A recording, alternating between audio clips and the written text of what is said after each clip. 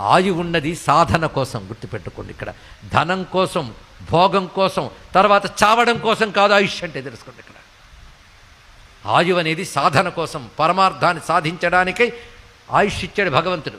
అందుకు పెద్దలు దీర్ఘాయుష్మాన్ భవ ఎందుకంటారంటే, శరీరం ఆరోగ్యంగా ఉండి ధనము ఇత్యాదు లోటు లేకుండా ఉంటే నువ్వు సాధన చేసుకుంటావు. అందుకు సాధన కోసం ఇవన్నీ.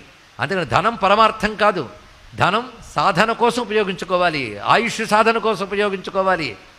అందుకు దీర్ఘాయుష్మాన్ భవ అంటారు పెద్దవాళ్ళు. ఈయన ఏం చేశారంటే, వచ్చేవాళ్ళు పెద్దవాళ్ళు వస్తారు, పైగా మహర్షి ఇంటికి వచ్చేవాళ్ళు మహర్షులు వస్తారు, అవునా కదా అండి?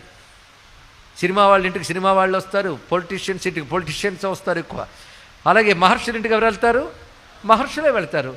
మహర్షులందరూ తపస్సులు కనుక ఏ ఒక్కడైనా దీర్ఘాయుష్మాన్ భవ అంటే ఆ తపశ్శక్తి చేత జీవితం మారిపోవచ్చు. మన ప్రారంధం మనకున్న మహాత్ముల ఆశీర్వాదం